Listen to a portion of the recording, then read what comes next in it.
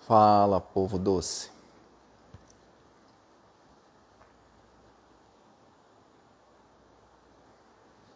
Aguardar o pessoal para entrar na nossa live hoje. Hoje vai ser com o Dr. Heitor Felipe, neurologista de Brasília. Sejam bem-vindos. Nós temos uma live agendada hoje. Quem for chegando vai acenando aí pra gente. Dizer se é de Marabá, se é de outro lugar, outro estado. Sejam bem-vindos. Nós temos um assunto hoje, a live de hoje é sobre obesidade, diabetes e a relação com distúrbios da memória, demência. Já já o nosso convidado vai estar aqui e a gente vai estar batendo papo. Sejam bem-vindos, boa noite, boa noite. Dinaí, boa noite. Boa noite, pessoal. Mossoró, Rio Grande do Norte. Legal. Dona Nilce. Quiserem depois sobre esse assunto, fiquem à vontade para fazer perguntas, tá? Boa noite, Gustavo. Seja bem-vindo. Já já o nosso convidado, Dr. Heitor, neurologista de Brasília, vai estar entrando aqui para estar um bate-papo aqui com a gente. Itupiranga. Olha aí a Cris de Itupiranga. Seja bem-vinda, Cris. Deixa eu só ver se o Heitor vai entrar. Quem quiser mandando as perguntas, pode estar mandando, tá? E aproveita aí para mandar um aviãozinho para os amigos, para as pessoas que vocês conhecem, que se interessem por esse assunto de emagrecimento, diabetes, obesidade.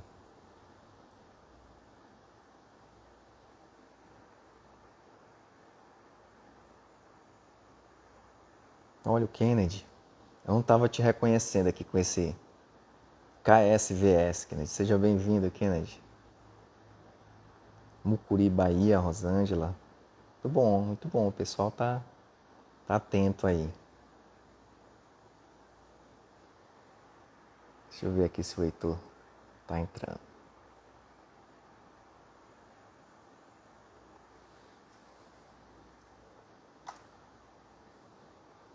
O Karen.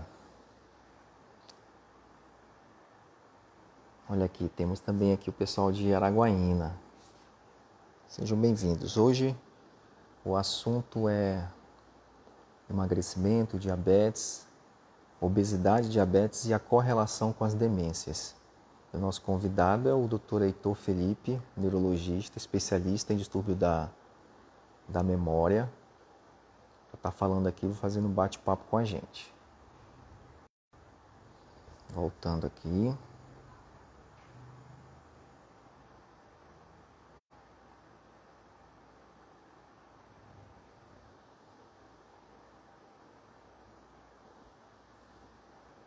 Sejam bem-vindos, esperando o Heitor. Quem quiser mandar uma perguntinha sobre diabetes, pode estar mandando aqui. Aproveitem e aqui na parte inferior, vocês têm ali um aviãozinho, pode estar convidando o pessoal. Laurindo, boa noite. Vão chegando aí, pessoal.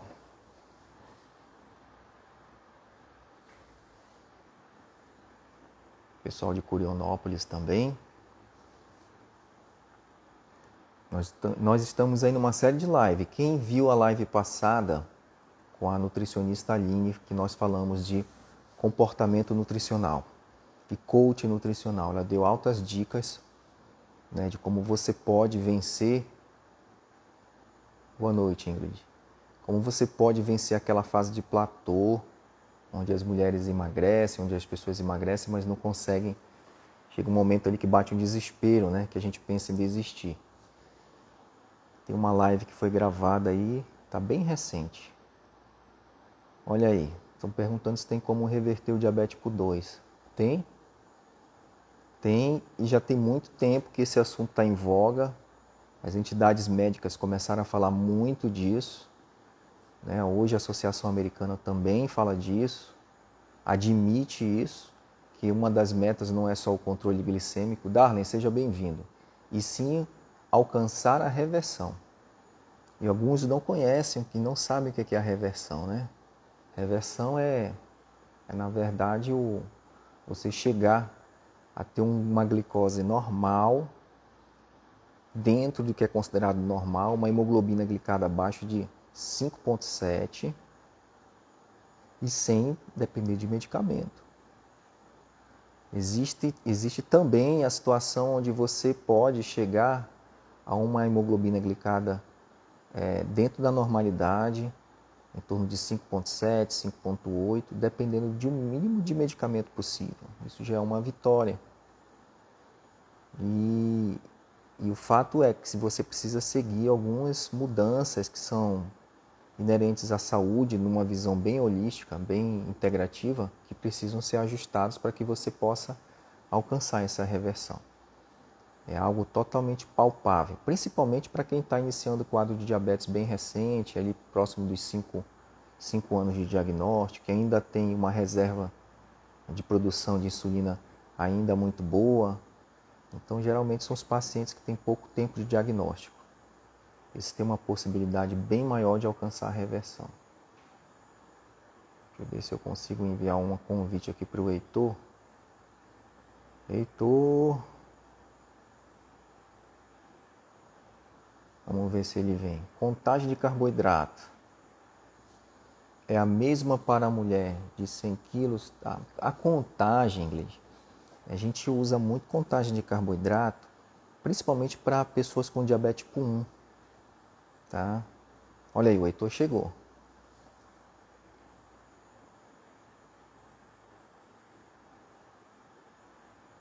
Deixa eu ver se eu faço convite aqui para o Heitor.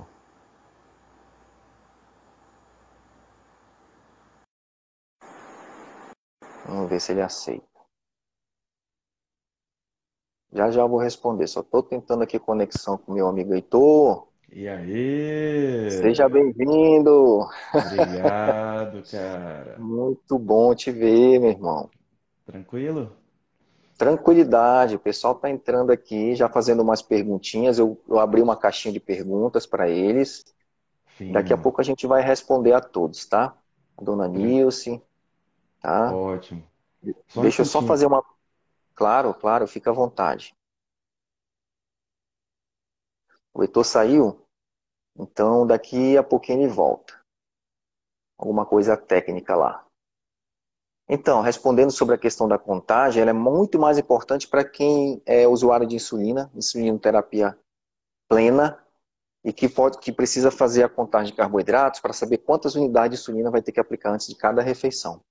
Geralmente, o paciente que tem diabetes tipo 1 que tem esse cuidado, né? É uma das ferramentas utilizadas aí no controle de quem tem diabetes. Vamos lá, o Heitor voltou aqui.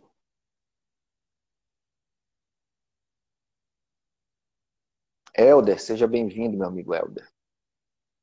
De Araguaína. E agora, Heitor, tudo certo? Tudo certo, desculpa. Eu ia compartilhar no meu perfil, mas agora eu descobri que ele já compartilha, então não preciso fazer Ah, mais é? nada. É. Agora não sai mais não. Eu digo, teve algum impedimento técnico, ele já já volta. A, a live, ela é isso, Heitor, ela é descontraída, é bate-papo, né? Exatamente. É uma conversa de café e as pessoas É estão conversa de ouvindo. café. Você sabe que muitas vezes eu tô em algum café assim e tem alguma mesa perto com alguma conversa em que eu consigo ouvir alguma coisa e parece ser uma conversa interessante, eu fico pensando, pô, é mais ou menos esse o espírito, né? Às vezes o contrário acontece, eu percebo que tem alguém na mesa ao lado também prestando atenção na conversa que está acontecendo na minha mesa. Então, é um pouco isso, só que sem o constrangimento de ficar ouvindo a conversa dos outros na mesa ao lado. Perfeito, Agora que é perfeito. aberto e todo mundo é bem-vindo. E é Todo um mundo é prazer estar aqui. bem-vindo, né? E eu te agradeço pelo convite, Opa, cara. igualmente. Então, deixa eu falar para quem já está aqui na nossa live, Heitor. Uhum. E o Heitor, ele é um. Antes de apresentar o Heitor como médico, né? O Heitor é meu amigo de faculdade, né? Amigo de coração, um grande violinista, né? Uma live um dia, Heitor, pode ser de violão um dia, né? No Cara, clima, pode né? dizer, sim, com certeza. Não é, cara? Quem sabe um dia a gente faz uma live assim, meio que mais pra conversa de bar do que de café, né? Então, né? Então, o Heitor é amigo de faculdade, hoje mora em Brasília e ele é neurologista e atua na área de distúrbios da memória. E, Heitor, hoje o assunto é diabetes, obesidade, essa correlação com a demência, né?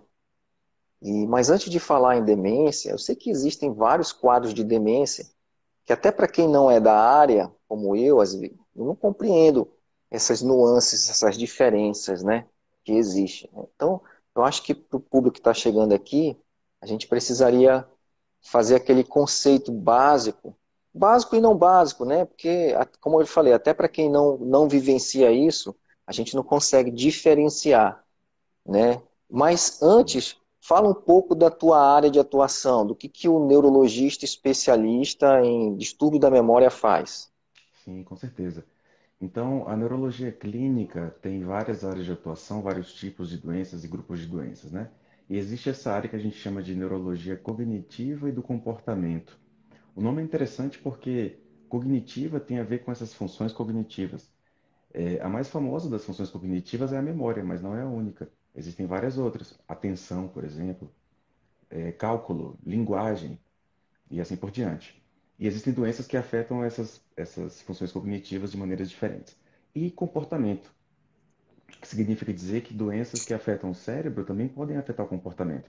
E é interessante saber disso e frisar, porque claro que todo mundo fica focado na questão de distúrbios de memória, mas existem sim várias doenças que podem afetar primeiro o comportamento e só depois afetar alguma função cognitiva de um jeito mais perceptível. Então, mudanças de comportamento também são um objeto importante aí da neurologia cognitiva do comportamento. E eu estava mesmo com essa ideia de, se fosse para, assim, explicar o que, que é o que a gente usa, onde que a gente usa, quando que a gente usa esse termo demência, de tentar explicar da melhor maneira possível, né? Assim, o termo demência, se a gente quebra a palavra, é como se fosse de desfazer e mência de mente. Então é um tipo de Olha, doença que desfaz a mente. É um jeito interessante de entender, né? E aí, legal. não é, cara? E É, aí, quando a gente pensa assim, puxa, que doenças podem desfazer a mente? Centenas, cara. Muitas doenças diferentes. Então, isso já começa a facilitar para a gente saber que demência não é perfeito. uma doença só, que existem muitas doenças diferentes. Agora, dito isso, é claro que a gente vai pensar em outras duas coisas bem úteis. A primeira é qual a doença mais frequente que causa demência no mundo? É a doença de Alzheimer. Aí dá para dizer que cerca de 2/3, mais ou menos, das demências, dos casos de demências que a gente consegue registrar, são causados por doença de Alzheimer, no fim das contas. Agora, a outra coisa que eu acho legal colocar é a seguinte: quando você pensa no sistema nervoso, especialmente no sistema nervoso central, no cérebro, como uma parte muito importante do organismo para fazer com que existam funções cognitivas e que existam comportamentos, não é errado pensar o seguinte: qualquer tipo de machucado que o cérebro receba pode aumentar o risco de alguma demência lá na frente, na vida da pessoa. Porque é como se qualquer tipo de lesão, machucado, agressão ao cérebro pudesse deixar o cérebro mais vulnerável mesmo. Então a gente fala aí não só de doença de Alzheimer causando as demências, mas de vários fatores que em conjunto aumentam o risco de em algum momento na vida a pessoa desenvolver alguma doença que leve à demência. E como que a gente define a demência também? Como a gente define esse desfazimento da mente, né, do ponto de vista clínico? Essencialmente é quando uma pessoa muda a sua capacidade. É importante falar que é quando muda pelo seguinte: às vezes a pessoa já tem um problema desde que nasceu, um problema de memória ou de atenção, alguma lesão grave do cérebro, alguma coisa que já deixou aquela pessoa num funcionamento menor, menos intenso, menos eficaz que o comum. E aquilo não é uma demência, porque a pessoa já está ali desde sempre. No caso de uma demência, é alguma doença que faz então com que a pessoa mude o estado, mude a capacidade. Ela vinha em uma certa forma de funcionar e aí ela muda. Essa questão também é bem importante de ter em mente. E essa mudança pode ser de alguma função cognitiva, por exemplo, a memória, ou a atenção, ou capacidade de linguagem, ou capacidade de resolver problemas, ou cálculo, abstração e assim por diante, ou pode ser uma mudança de comportamento. Como que uma mudança de comportamento pode afetar o funcionamento de uma pessoa? Imagina que alguém tinha a capacidade de se comportar em um ambiente social, e aí essa pessoa tinha aquela espécie de conhecimento, de percepção, na hora que você está ali na roda de pessoas, de saber que certas coisas você não vai falar. A pessoa pode estar com uma espécie de roupa feia, mas você não vai falar, nossa, que roupa feia, do nada, assim, porque é uma coisa que pode machucar a pessoa. Então você tem aquele tipo de sensibilidade de se colocar no lugar do outro, de alguma maneira.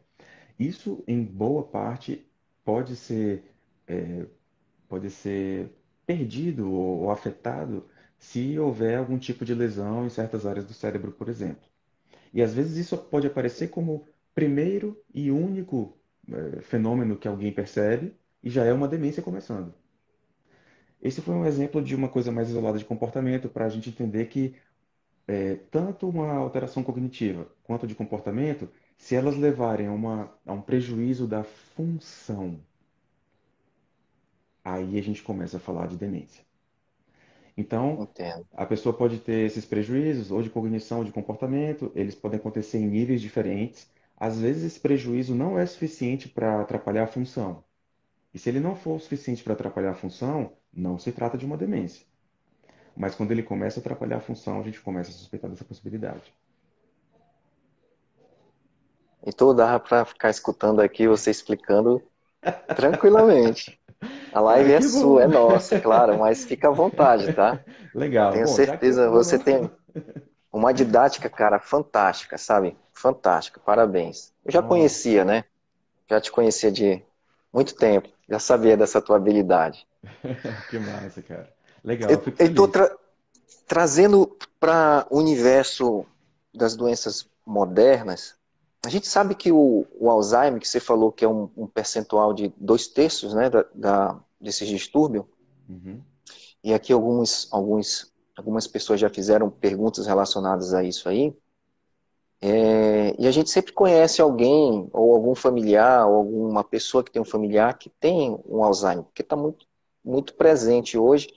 E os antigos, os meus pais chamavam isso, né, a caduquice, né? Ah, sim. caducou, né? Então era esse termo que era utilizado.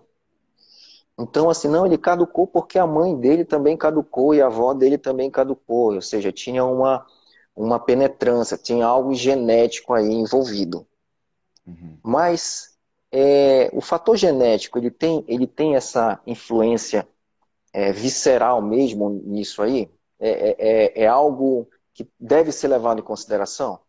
Cara, que pergunta importante, boa, útil. É muito menos do que o que a gente pensa.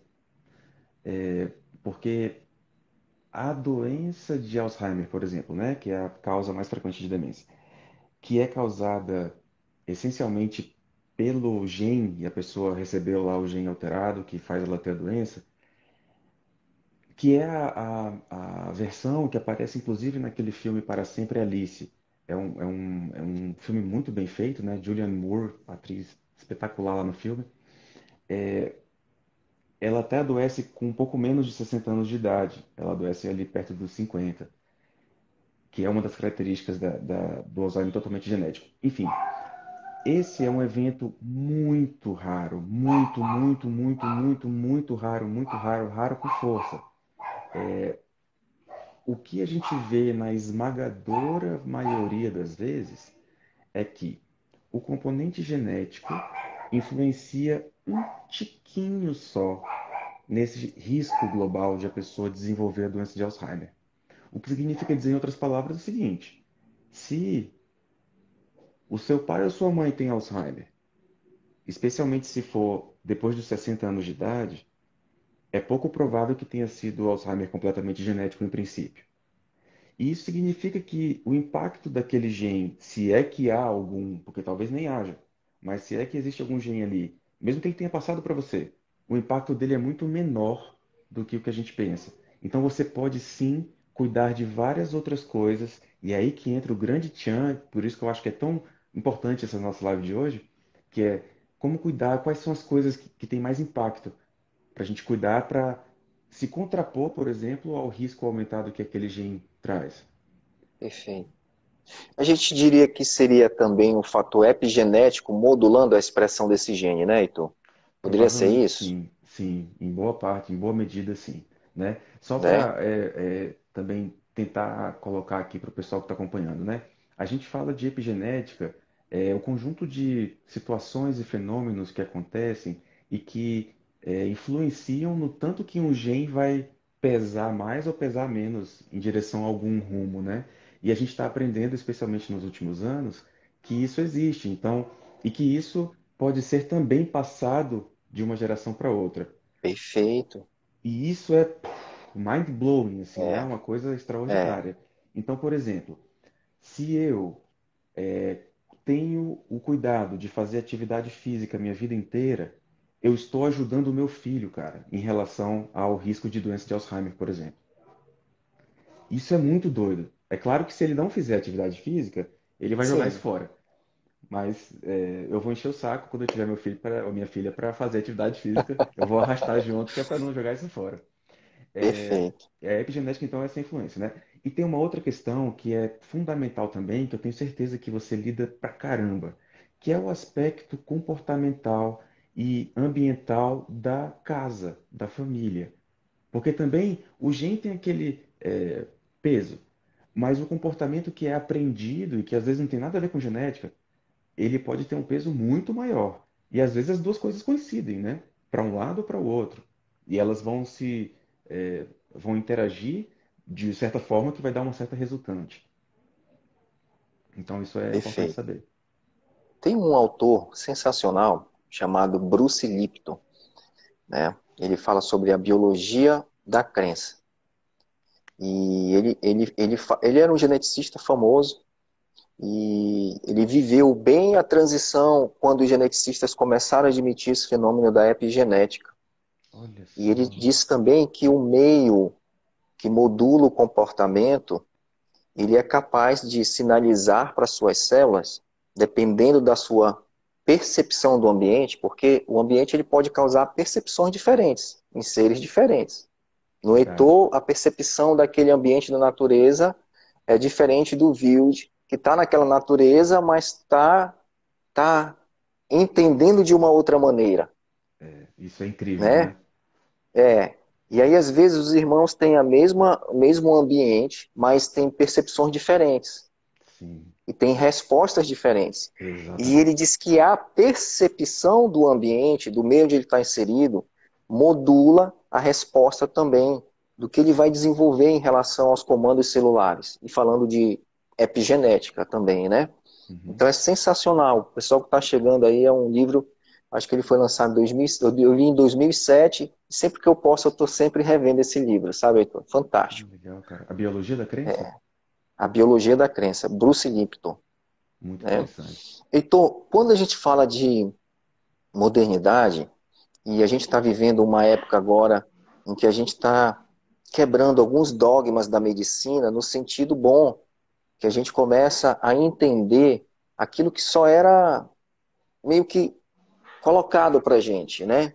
E esse poder hoje que você está dizendo aí da gente poder dizer o que a gente quer ser, né? O que eu pretendo ser aos 50 anos, aos 60 anos, como saúde, de ter. Então, eu posso construir isso. Claro que tem outros viés aí no meio do caminho, mas no que depender da gente, a gente pode construir. E isso eu falo sempre no consultório. Então, eu lido muito com síndrome metabólica, que envolve, né, a esteatose hepática, o diabetes, a obesidade, a dislipidemia. Eu disse, olha, você chegou nesse ponto aqui hoje, onde você se encontra com tudo isso, e isso é chamado de síndrome metabólica. E existe uma origem, você sabe qual é? maioria responde que não.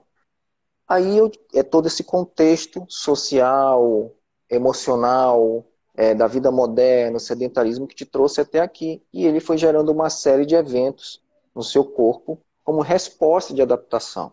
E aí veio a resistência insulínica, que é um dos fatores, né?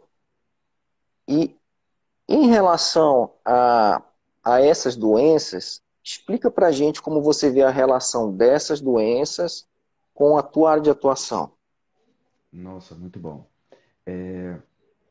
Bom, para começar, a gente vale a pena olhar que perceber que o sistema nervoso ele é sensível a tudo aquilo que ocorre no organismo como um todo.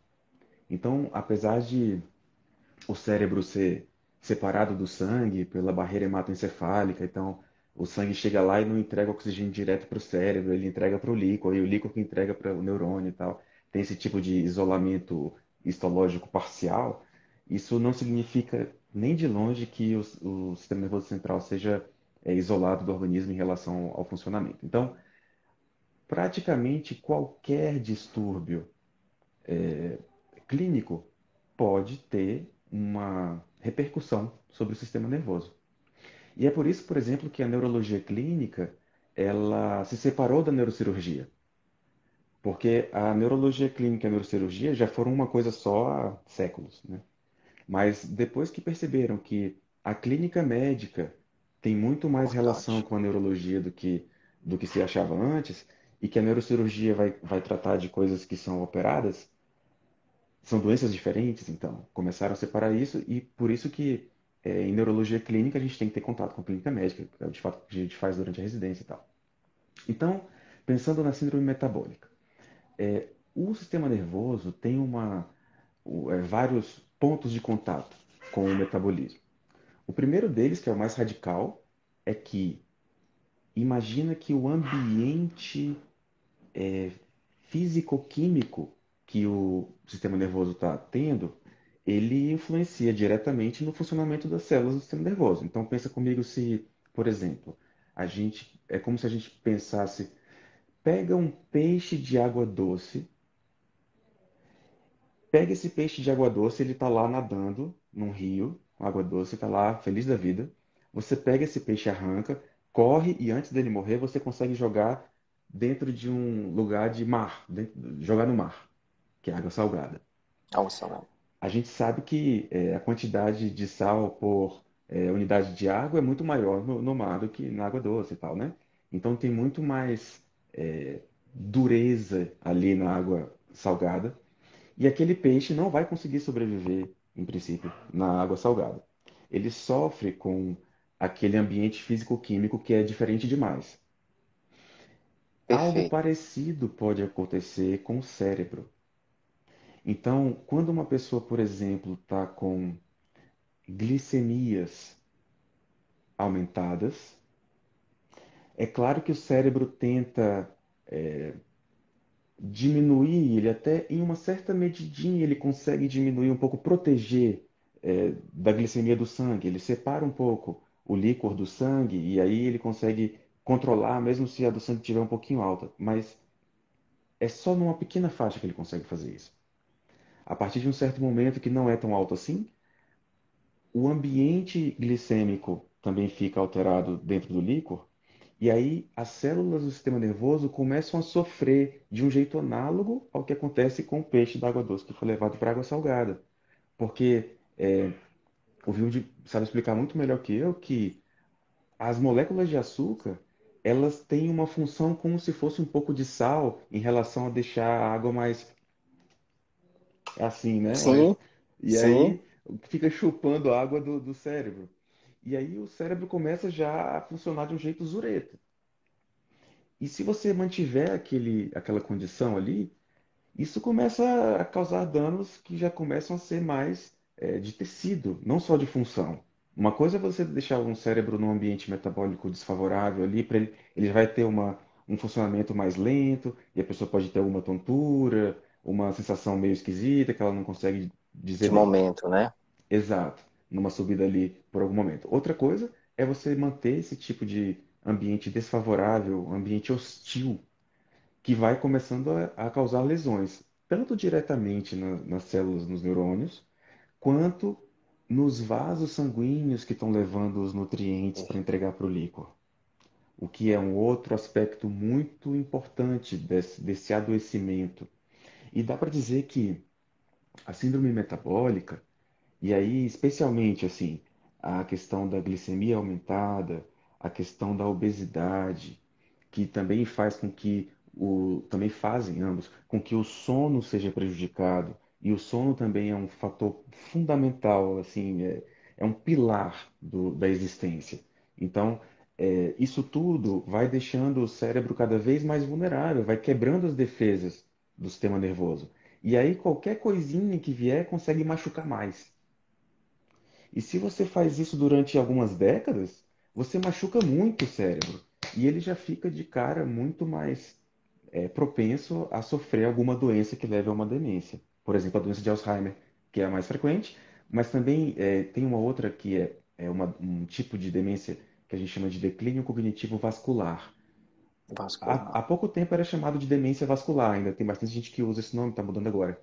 É quando a, a principal, a maior parte da agressão acontece através de vasos, de artérias, de vasos sanguíneos, no caso, que são machucadas, artérias que já estão lá dentro do cérebro. E o diabetes, por exemplo, afeta os dois. Sim. Afeta os dois, eu digo, aumenta o risco tanto da doença de Alzheimer quanto da demência vascular, da clínica cognitivo vascular.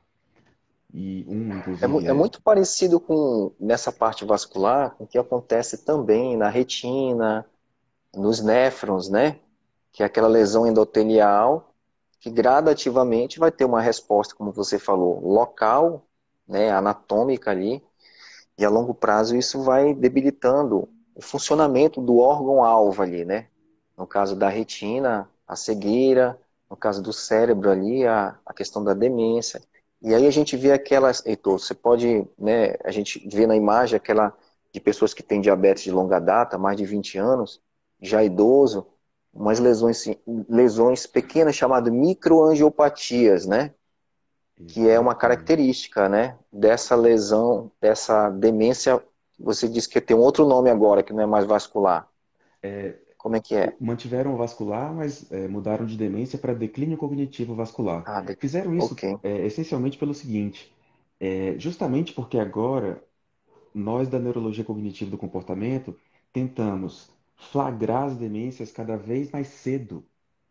E aí, essa categoria declínio cognitivo é aquele momento que eu citei lá no começo, em que existe um prejuízo cognitivo ou de comportamento, mas não existe uma demência, porque não existe um prejuízo de função instalado. Mas a pessoa está caminhando para aquilo. E claro que é melhor se a gente conseguir tratar ali no começo. Então, como a questão das lesões vasculares, a gente está tentando tratar o mais cedo possível, a gente mudou esse nome para demência vascular, de demência vascular para declínio cognitivo vascular. Entendo.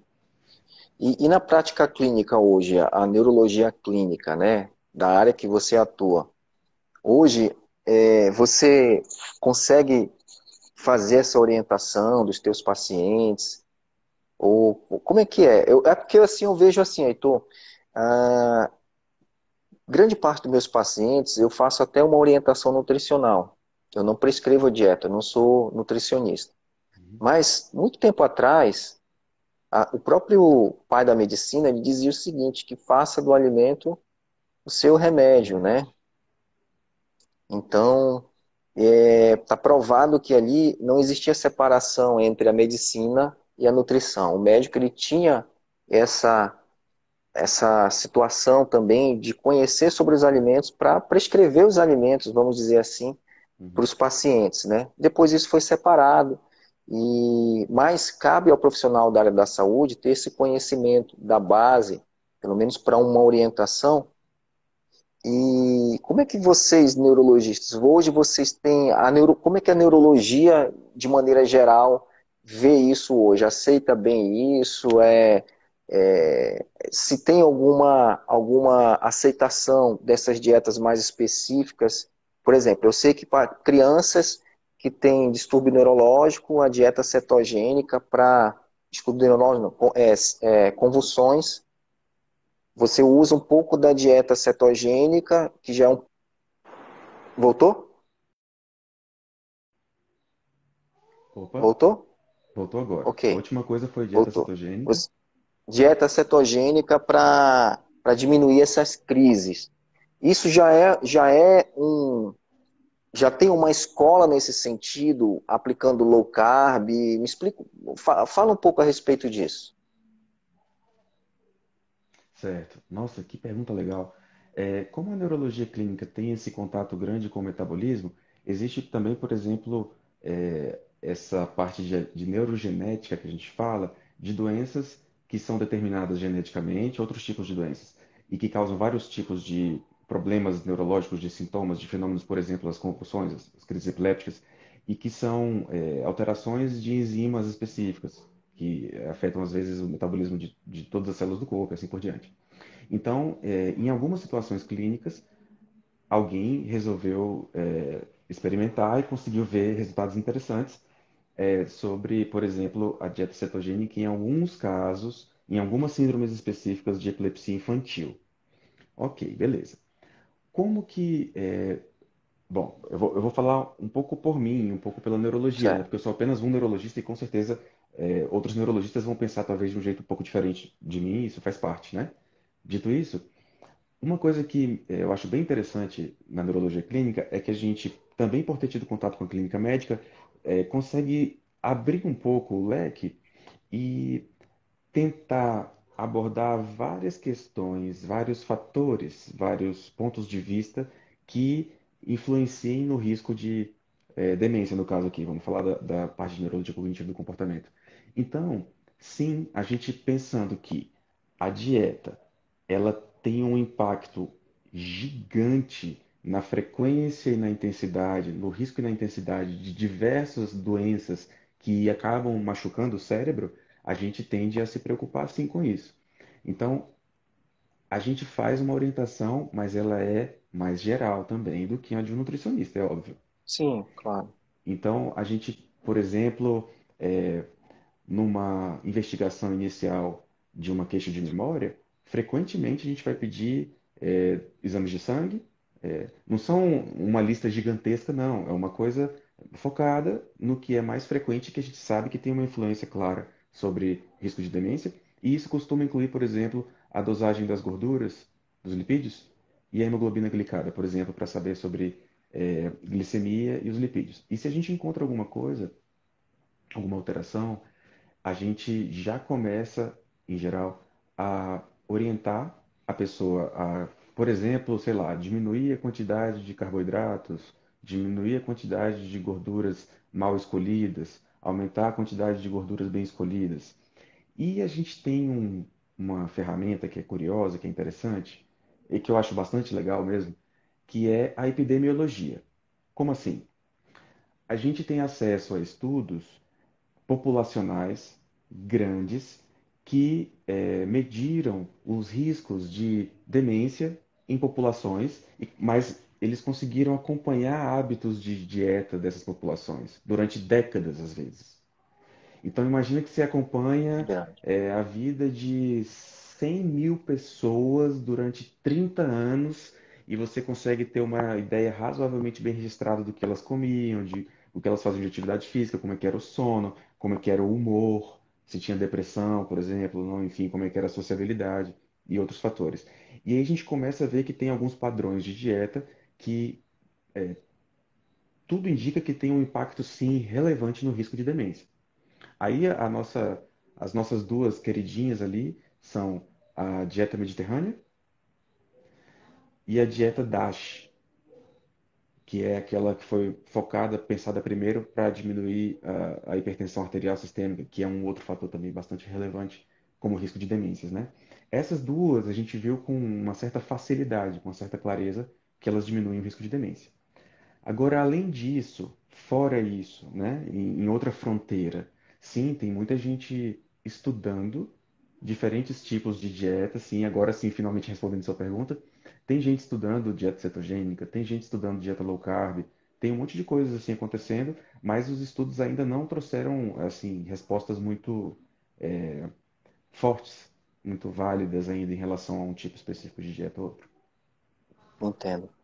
Ainda talvez falta um tempo para gerar mais dados, para que isso possa virar um consenso, né? A gente tem aquele tempo Isso, que é que natural precisa na ser, medicina, né? que é natural, É, natural, a né? ciência Para anda ser devagar. consolidado, né?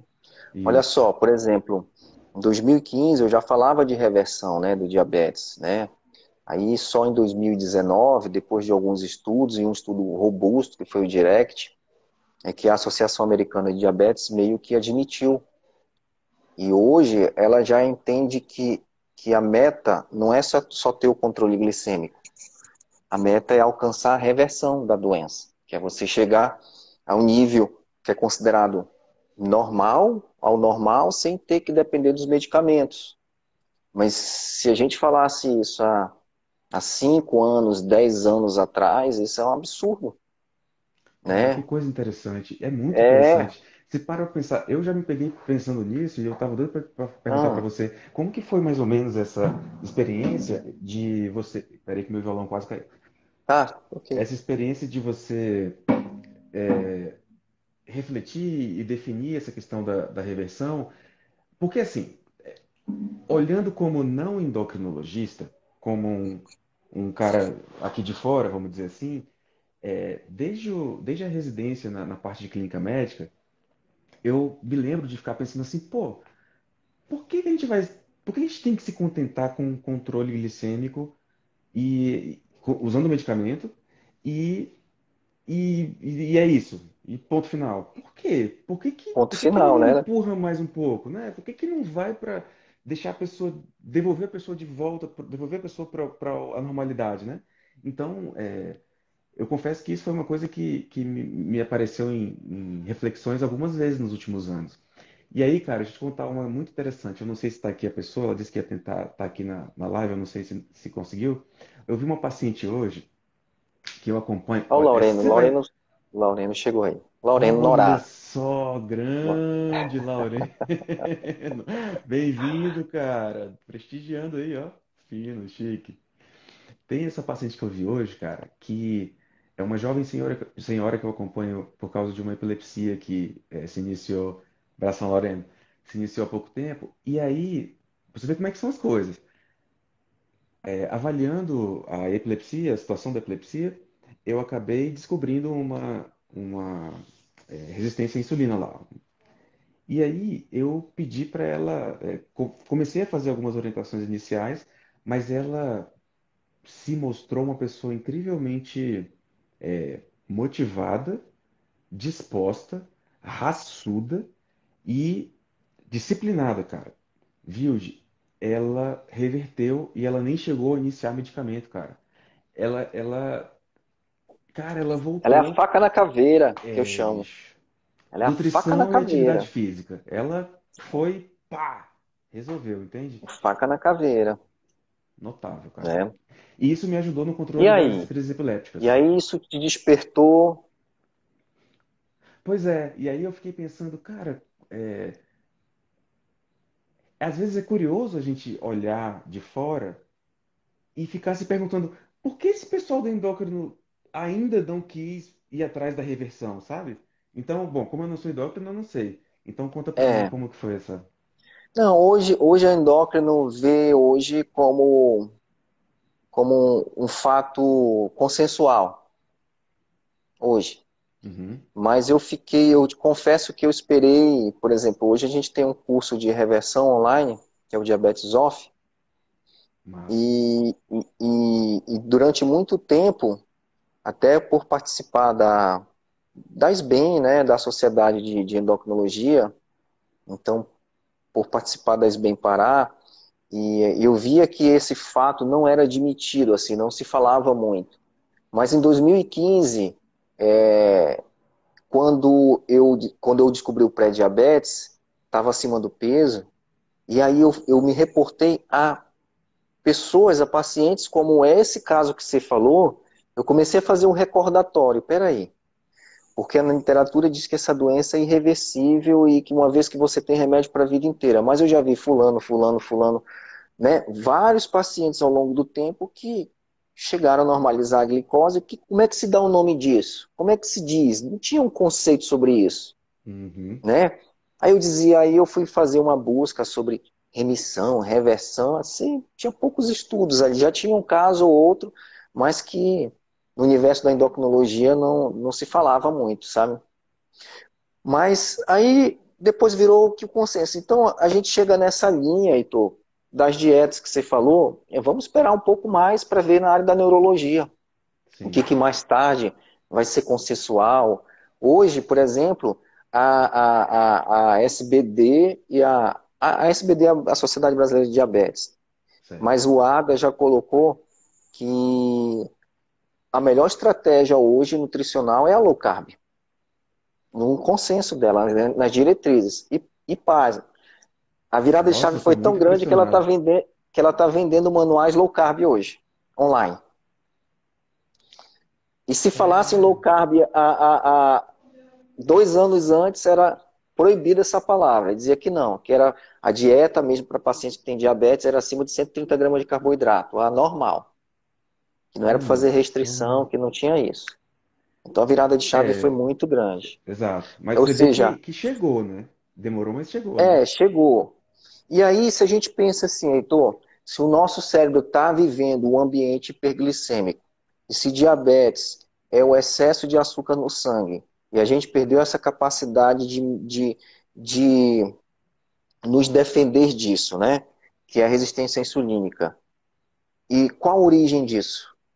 A origem é uma vida de sedentária, uma vida de escolhas alimentares equivocadas, mas se vem excesso de carboidrato, ele é quebrado e circula absorvido e vai para o seu sangue e vira glicose, por que eu não posso fechar um pouco essa fonte?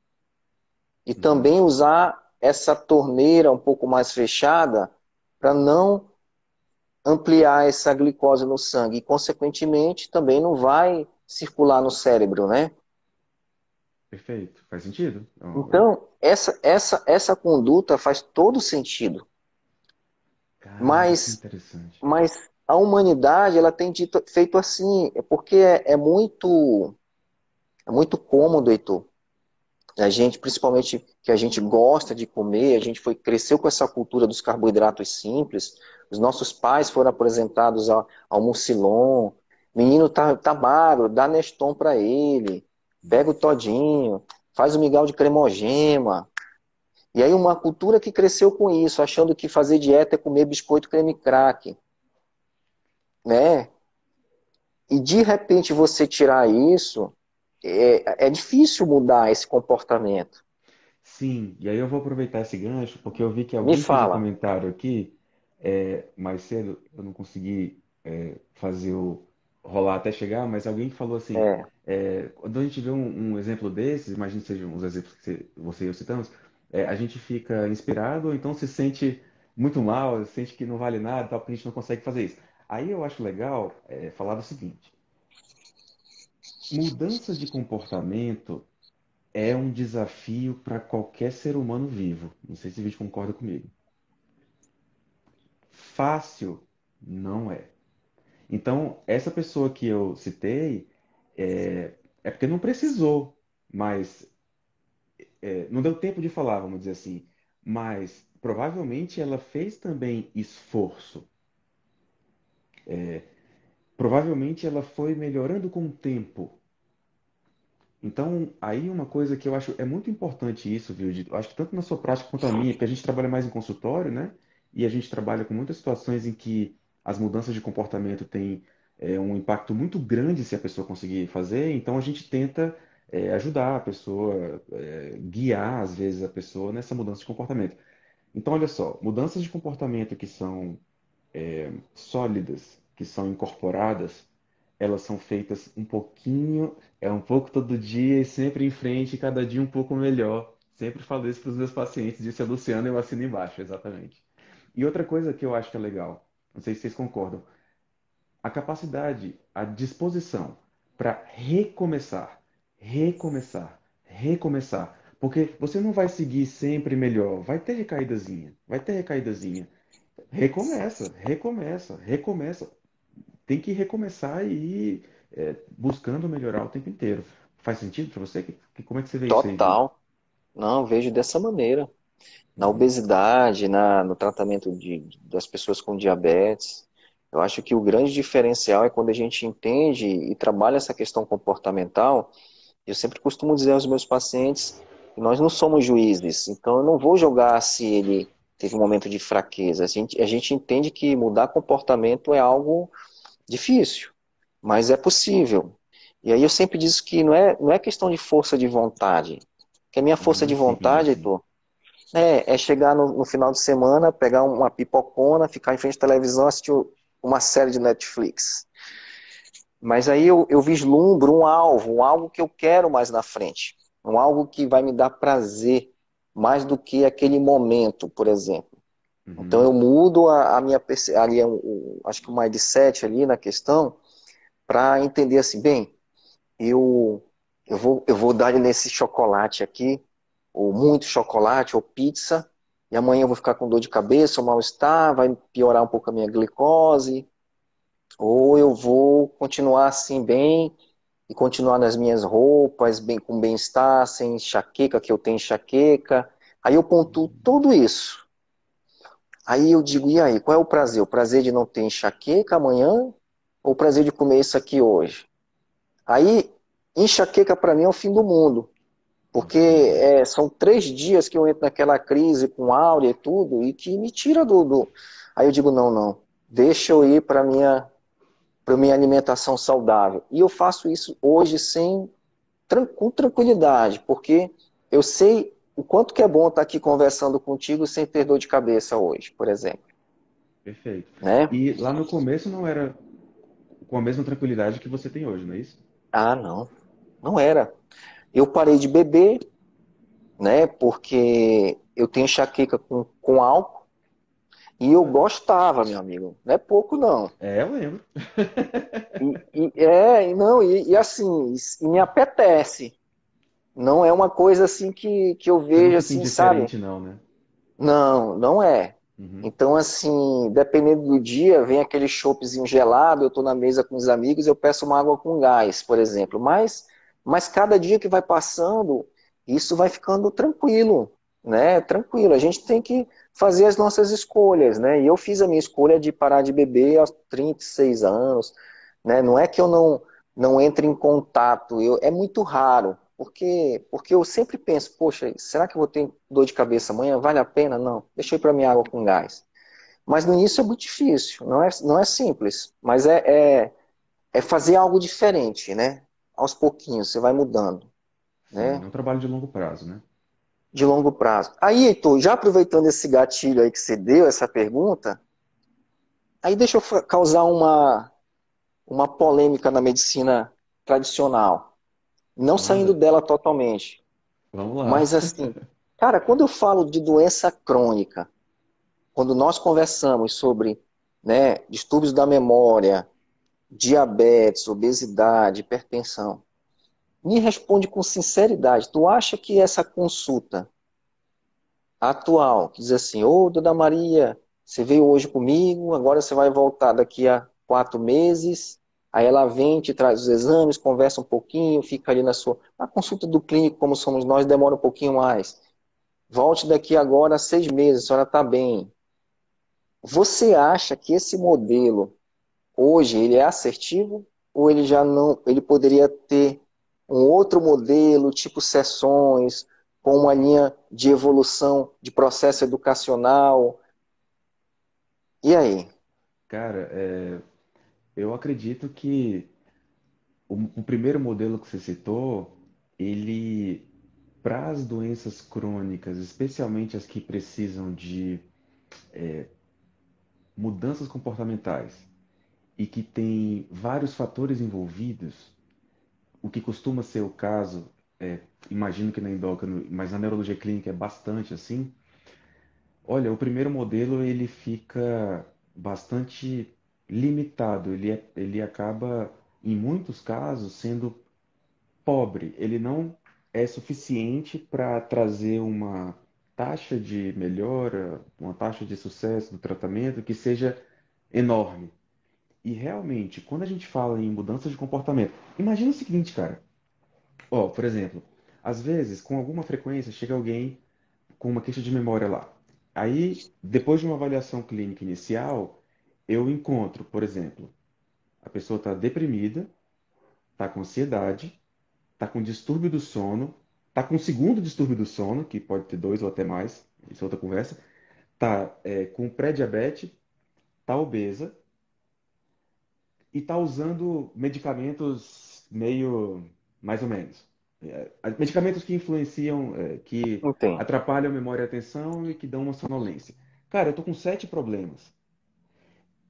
Eu vou ter que montar um plano para essa pessoa.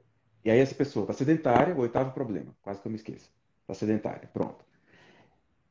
É impossível ajudar essa pessoa de um jeito realmente satisfatório, tanto para ela quanto para mim, com consultas a cada não sei quantos meses, e toma esse medicamento e depois você volta. Cara, sem chance. E aí eu acho que isso até está sendo cada vez mais incorporado na medicina. A medicina mais clássica tá, eu acho que está entendendo isso cada vez melhor, viu? Porque a capacidade de formulação de problemas clínicos, de nós clínicos especialmente que trabalhamos bastante em consultório com doenças crônicas, essa capacidade é, tá se, não é refinando, ela está ficando mais complexa, ela está se enriquecendo. Então, a gente Perfeito. consegue hoje, em vez de fazer um diagnóstico, por exemplo, sei lá, tem uma entidade que é comprometimento cognitivo leve, que é quando a pessoa está com aquela queixa ali, mas não está com perda de função. Beleza. Uma coisa é eu dizer, ela tem comprometimento cognitivo leve. Outra é eu dizer que ela tem o comprometimento cognitivo leve e aqueles 8 problemas que eu citei no meu exemplo. Então, há X anos, a gente falava só do comprometimento cognitivo leve, por exemplo, e ponto. Agora eu já faço essa lista de problemas enorme. E eu sei que todos esses problemas influenciam na memória. Então eu tenho que trabalhar com todos eles. E aí, cara, não só a gente precisa de um acompanhamento mais frequente, porque tem muita coisa para fazer, quanto como a gente também precisa de outros colegas, Perfeito. tanto de áreas médicas quanto de áreas não médicas. Então, eu não consigo pensar num tratamento de longo prazo que não tenha um psicólogo, que não tenha muitas vezes um nutricionista, que não vá ter um educador Nutricionista. físico, mesmo se o cara não estiver diretamente comigo, educador físico, mas eu sei que tem, a pessoa tem lá um educador físico orientando, porque tem exercícios diferentes. Isso se aplica a outras áreas da neurologia clínica também, a dor. Como isso se aplica à dor? Nossa Senhora. Por exemplo, suas enxaquecas pararam. Você não está, imagino, vamos supor que você não esteja tomando remédio fixo para evitar enxaqueca. Ou se está usando menos. Enfim, tem todas essas coisas. Porque às vezes. Eu entrei em crise recente por alguns fatores. Aí eu já usei, voltei a tomar remédio de dose baixa, aí saí da crise, daqui a pouco eu largo, porque eu já conheço, né? Uhum, Então, a gente já sabe lidar com isso aí. O comportamento, isso aí eu já entendo um pouco, né? Mas isso teve que uhum, ser treinado, né? Eu tive que entender quais situações, o sono. Na verdade, o que fez a crise foi que eu não entrei, tive uma sinusite, aí tive que tomar um corticóide, fiquei 3 dias sem dormir por conta do corticóide, que tirou o sono. E 3 noites sem dormir para quem tem enxaqueca, você é o tá fim. doido. Nossa Senhora. Gatilho, entendeu? Aí foi Uhum, isso, né? Então, são situações que a gente vai aprendendo, né? Mas, Heitor, essa reflexão sobre o modelo de atendimento faz a gente perceber quanto de trabalho a gente vai ter e o que os nossos gestores de saúde, né, as cabeças pensantes dos setores de saúde, elas devem fazer para disruptar um pouco esse modelo, porque são doenças que estão crescendo assustadoramente, né? E exato. se a gente não entrar em mesas de discussões tipo essas aqui, ampliadas a milhares de pessoas,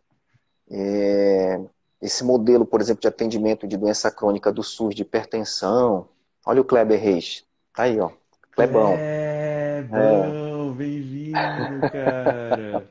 Olha só que fera, bicho. Vou maravilha, sacar né? um tucupi aqui, tô feliz.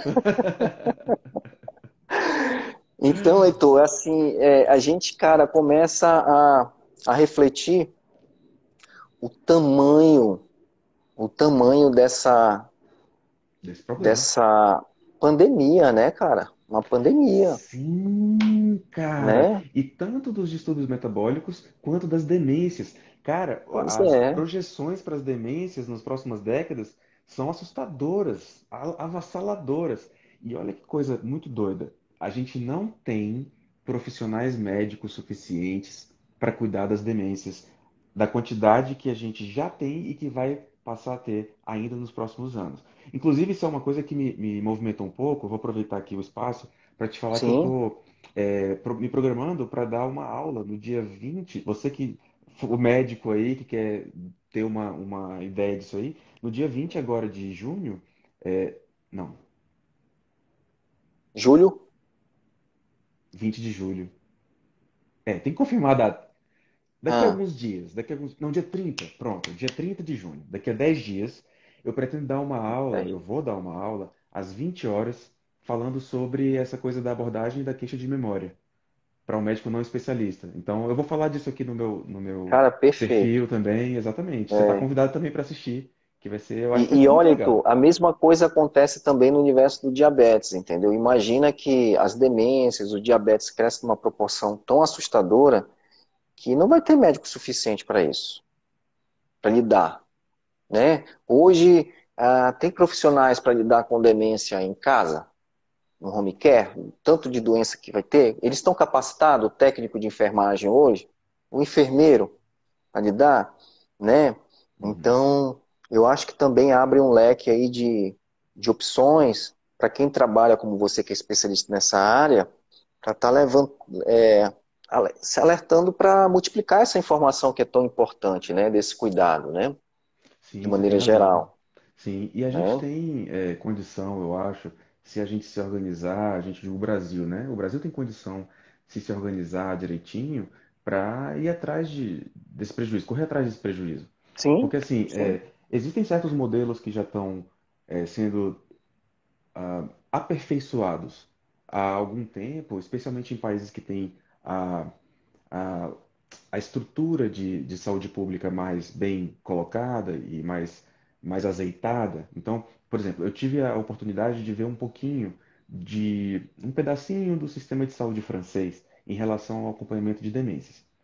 E, cara, muito interessante. Eles têm uma organização que é feita de tal forma que eles conseguem levar, por exemplo, um enfermeiro até a casa da pessoa antes dela estar acamada. Eu estou falando de pessoas com demências leves ou com declínio cognitivo.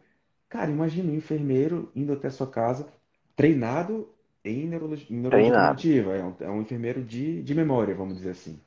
E, pô, sensacional, muito legal. diferenciado, né? É, Quem sabe um dia a gente. Nós começamos aí, por isso que são essas discussões que geram movimentos, né? Eu sei que tem pessoas que estão interagindo aqui e com certeza multiplicando tá bom Regiane, demais. A Regiane seja chegou aí, ó. bem-vinda. Cara, que saudade da Regiane. Ô, Regiane, bora fazer uma live. A Regiane tá em Marabá, Heitor. É mesmo, É, cara. ó, ela Olha tá que aqui comigo, ela tá fera, aqui em bicho. Marabá. Ô, Regiane, É, bora fazer uma live aí. Teve uma época que e a Regiane a gente quase ah, fez, mas não deu certo. Seria se fosse programa com facinho, ela, difícil. Pois é. né? Regiane, manda um direct pra mim. Bora desenrolar isso. Vai ser um maior prazer. Mas sim, Deixa eu cara, a ver gente aqui. tem esses desafios aí que são muito grandes. E são oportunidades também, mesmo. Sim, sim, deixa eu ver se tem mais alguma coisinha. Que horas são aí, Heitor? Opa, Deixa eu ver sono. aqui. Não, 8 e Não, não, meia, já foi uma hora, 8 e filho. meia? Vamos ficar mais um pouquinho aqui, 10 minutinhos. Vamos, só pra fechar Vamos. com chave de ouro. Se o pessoal quiser mandar alguma pergunta aí, pode, a hora é agora. Quem está Pronto, hora das chegando, o perguntas, Heitor, boa. É, neurologista, especialista em distúrbio da memória. É um homem do comportamento também. Calmo. e a gente. E de- Ah, cara, esse lance do Covid é tão importante tá aí, ó, também uma pela pergunta do frequência. Covid. Legal. Como é que é essa, né? Como é que é esse É, trem da Covid? É, esse vírus do capeta, além de ter matado tanta gente, machucou os organismos de muita gente em vários níveis, em vários sistemas, em vários aparelhos, em vários órgãos, em várias camadas, e isso também incluiu. Que bom, Luciano, legal. É Isso, legal. isso incluiu o sistema nervoso, é claro. E aí, cara, a gente vê de muita coisa.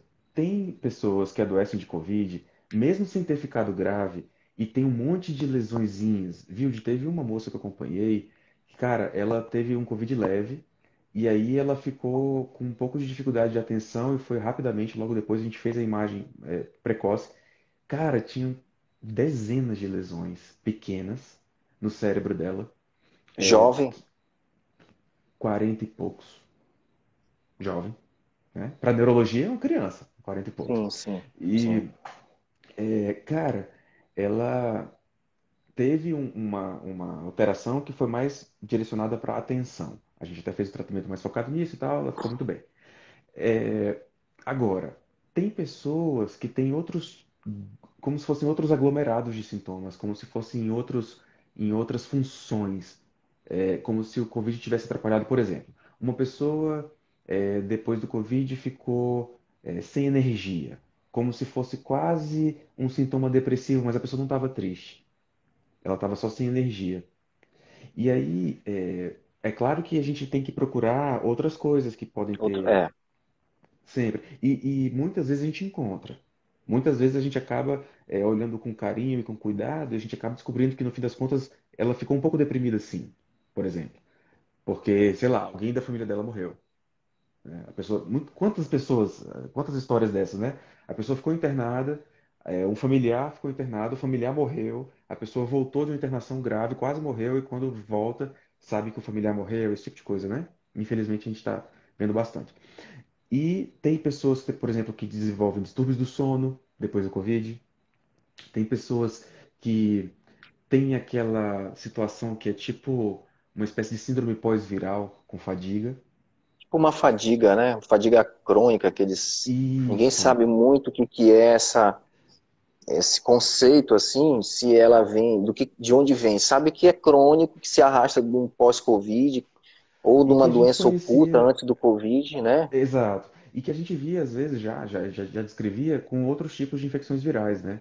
Então É, tem uma síndrome pós-virais, às vezes o cara tem sim. um resfriado bem fuleiro.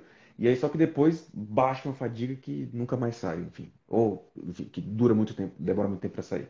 E Sim. tem essa entidade, que é a névoa mental, que o pessoal fala bastante, que a gente está vendo também. Como que eu tenho lidado? Eu tenho procurado esses vários fatores, porque o sistema nervoso, a neurologia clínica tem essa, graça, que é a gente sempre, todo caso é complexo. É uma questão do quanto que você está Eu, afim da eu luta. sempre, Heitor, eu sempre digo que a excelência da clínica, ela está na neurologia clínica e na endocrinologia clínica.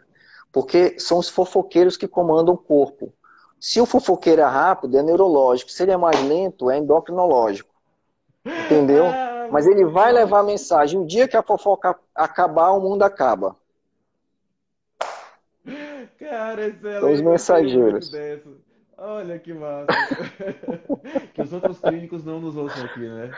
Não nos Claro que eles ouçam, vão ter os entendeu? argumentos também, né? Pra dizer que Algum a área deles fofoqueiro é vai melhor. levar, vai falar para ele, Essa do fofoqueiro é ótimo.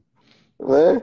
Aí, É. voltando, então, E aí tem essa coisa da névoa é, que a gente da então procura névoa. todos esses fatores e em alguns casos, curiosamente são menos casos do que, pelo menos a meu ver, do que eu esperava encontrar, a gente tem alguma outra causa que estava oculta. Porque aí entra num conceito que eu acho sensacional, viu? Cara, assim, imagina o seguinte, a gente tem uma certa reserva. A gente tem uma reserva em relação ao que a gente é capaz de fazer do ponto de vista, de ânimo e energia, por exemplo. A gente consegue, funcionar cansado por algum tempo. Residência médica é um bom exemplo. Residência médica a gente não come, não dorme, não bebe água, não faz um monte de coisa, mas a gente sobrevive à residência médica.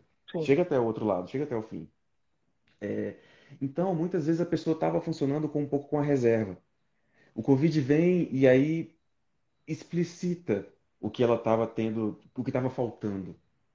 Estava faltando bom sono, estava faltando Entendo. atividade física e assim por diante. Às vezes uma alimentação adequada, que às vezes é o problema oposto, a pessoa come muito pouco. Tem paciente assim, cara. Eu tenho que implorar para a pessoa tomar um café da manhã. E é um desafio também. Então, tem bastante coisa nesse sentido. O que que você tem visto aí pós-Covid do ponto de vista endocrinológico? Alguma coisa apareceu? Cara, eu sempre falo que a gente, por que o Covid ele tem essa predileção, vamos dizer assim, na síndrome metabólica? Porque ela cresce muito na síndrome metabólica, né? Ela tem essa expressão maior. Por isso que as pessoas que estão acima do peso, que têm diabetes, elas são Risco maior. pessoas que podem desenvolver a forma grave. O que é assim, Heitor? A, a, eu sempre falo pelo mecanismo hormonal. Você acabou de dar sua explicação pelo mecanismo, pelo outro fofoqueiro. Então deixa eu É, explicar pela fofoca mais lenta, né? É, existe a inflamação celular que decorre, por exemplo, da resistência insulínica, que é um dos fatores que levam à obesidade e diabetes. Ela vai fazer com que aconteça a liberação de interleucina 6, TNF-alfa, que são citoquinas inflamatórias celulares, que a longo prazo vai causar o quê? Uma alteração vascular, a longo prazo. O COVID, ele cai como um catalisador. Aquilo que a síndrome hum, metabólica faria em 20 anos, em 15 anos, o COVID ele cai como um catalisador nessa célula e explode o que infiltra na célula e explode essa reação numa velocidade absurda, que pode ser de 14, 21 dias. nossa, cara. Então ele já Nossa. encontrou essa célula com o ambiente preparado. Então, quando se fala muito de, doutor, eu vou vacinar, tudo bem, mas o que você está fazendo anterior a isso? Porque o fique em casa ao mesmo tempo, você ficou sedentário, ansioso, deprê, comendo muito. A vacina não é a única reação. Então, o diabetes aumentou muito na Cara. pandemia, a obesidade também. Foi um Eu sabia acelerador. dos lances de humor, porque até isso apareceu bastante até no meu consultório, né? Muita gente deprê e ansiosa. E com distúrbio do sono. Sim, Explodiu. Mas, puxa, o lance explodiu. metabólico, é claro. E ao Claro que faz mesmo sentido. tempo fragiliza o sistema imunológico desse indivíduo a tal ponto que se, né, o Covid tivesse a mesma potência hoje, o cenário ainda seria pior. Uhum. Por quê? Por conta da situação onde ele cresce. Na fadiga, a gente sempre tem que olhar, como você falou, eu acho que é assim, que o corpo ele usa de todos os recursos, né, para Sim, as para reservas, em alguma sobrevivência. medida, elas são intercambiáveis também. É. Então, quando você, por exemplo, está no estado de guerra, todo o mecanismo de energia vai para a zona muscular, né? E você age sobre instinto. E quando você para aquele momento de agressão, às vezes o teu sistema imunológico está fragilizado porque você gerou toda a energia para um setor. E aí você acaba adoecendo de outro lado. Então isso também acontece, né? A compensação da energia. Mas assim, Heitor, dentro do universo do Covid, ainda, cara, o que a gente tem percebido é que a resposta inflamatória gerada pelo Covid também tem levado ao aparecimento de outras doenças, as doenças autoimunes, como cascata inflamatória de resposta. Então a agressão é tão grande que a interpretação do corpo para combate do Covid diz assim, ó, vou lançar tudo que eu tenho. E no meio vai o quê? A ativação de doenças autoimunes. Aí Aperta o você botão vê nesse vermelho lá. período diabetes, vi muito crianças, jovens com diabetes tipo 1, vi muita Olha tiroidite só. pós-Covid, Herpes. Olha, Júlio também. vi Graves também, né? Caramba, Então, bicho. Numa frequência bem maior do que é, era antes da pandemia. só que assim, a gente já tinha esses relatos nas viremias, assim, de maneira geral, Hum, só que não numa cascata dessa, no tamanho desse, né? Numa sim. proporção Numa assim, proporção né? pandêmica. Pandêmica. Mas é É. uma viagem, daria pra gente ficar falando aqui, Heitor. Faltava só, eu Pô, não bebo mais cerveja, mas eu bebo uma aguinha, um cafezinho, isso. né? Mas é claro. Quem sabe a gente pode fazer alguma coisa no futuro, de novo. Bora.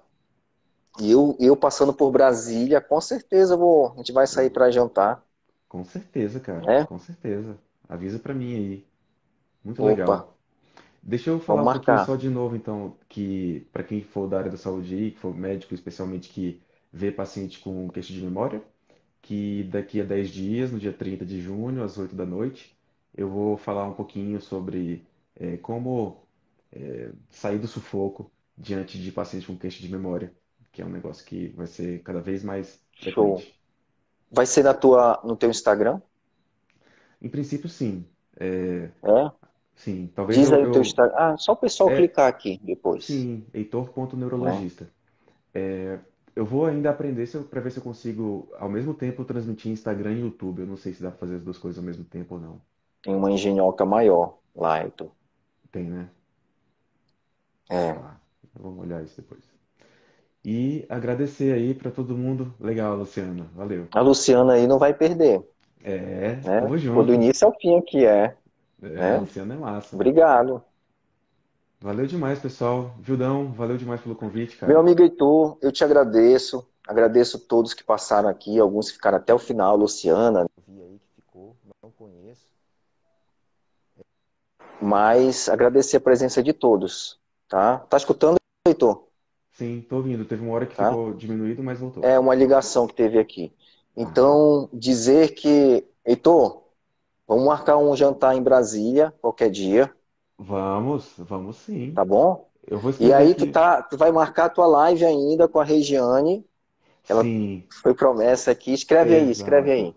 É, eu vou escrever aqui que alguém pediu o meu Insta, heitor.neurologista. Pronto. Show. E, e Regiane, vamos fazer live sobre sono, sim. Com o maior prazer. Adoro também. Sono é muito, muito massa, cara. Putz, sono é muito legal. Nossa senhora. Eu não me contenho, cara. É Ei, legal demais. na hora que vocês fizerem a live, eu quero só entrar um pouquinho assim, só, porque agora pode ser live de 3, de 4. Cara, pois é, eu fiz uma live com a Luciana, que ficou até aqui até o final, e Ah, com a Ana Paula, que é uma psiquiatra e que é médica do sono também. A gente fez a live, nós três ao sim. mesmo tempo. Foi massa demais. Foi muito E, divertido, e cara. a Regiane hoje, ela é endócrino ginecologista, ela atua nessa área hormonal de reposição feminina. Legal Aí a gente pode demais, falar de rapaz. sono, mulher e menopausa, sei lá, a Olha gente pode fazer aí, um. bora É? fazer uma mistureba boa. Mas Só aí, sinto se que não falta. quiserem, se as mulheres que passaram aqui, se quiserem ver, tem que mandar aí no Instagram do Heitor. Quero ver essa live, né? Ah, e isso vai motivar bastante. Vai ser bom Então, para saber que pessoal, tem gente querendo mulheres, mesmo. então, mulheres que aí estão entrando na menopausa, que já entraram, que estão com distúrbio do sono, e aí vai no Instagram da Regiane, do Heitor, olha, quero ver essa live, Pronto. né? Se tiver mais de 50 pedidos, a live já está garantida. Boa! E aí, se não tiver 50 pedidos, compartilhe com as amigas que estão acima dos 50 anos, de 55, porque é certeza, 55 elas vão estar na menopausa. E eu garanto, não vão estar dormindo direito, tem muito fogacho. Cara, é verdade. Principalmente se não estiver fazendo reposição. Olha aí, a Bom. Regiane, já topou, ó. Legal. Acumulem Olha aí, aí. ó, já estão dizendo, ó. Eu quero, ó, tá vendo? Vai dar certo, Heitor. Vamos. Agora tem Vai que ser ter bom. esse público, né? Esse público feminino, né, Heitor? Ah, Isso aí, pessoal. Vamos lá, mulheres que estão aí perto da menopausa, ou que conhecem alguém que estão perto da menopausa e que tem curiosidade aí de saber sobre a questão do sono, que realmente é bem frequente que esteja alterado, né, cara? E tem muita coisa que dá pra fazer que ajuda pra caramba, então vale a sim. pena. Compareçam, falem lá no Insta aí do Vilde, da Regiane, no meu, que Do vocês querem, Heitor. que a gente vai fazer com o maior Tamo prazer. junto. Pessoal, boa noite, Heitor.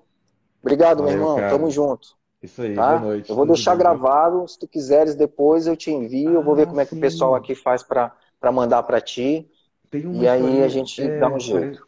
vê aí com eles. Parece que tem que ser nessa hora que finaliza, já envia e tal. É, Tem uma aqui eu coisa dessa. finalizo e salvo. Vai ficar salvo no meu, mas depois eu consigo compartilhar contigo para tu deixar salvo no teu, se Ótimo. quiseres, Sim, eu quero. tá? Por favor. Já criou teu Valeu. canal no YouTube? Cara, ainda não. Tem que resolver isso. Cria e esse vídeo já pode ser um primeiro vídeo para lá, Sim, eu quero colocar as lives lá. Boa. Valeu. tá bom? Boa noite, tudo Valeu, de meu bom, irmão. cara. Abraço. Tchau, Abraço. tchau. Tchau.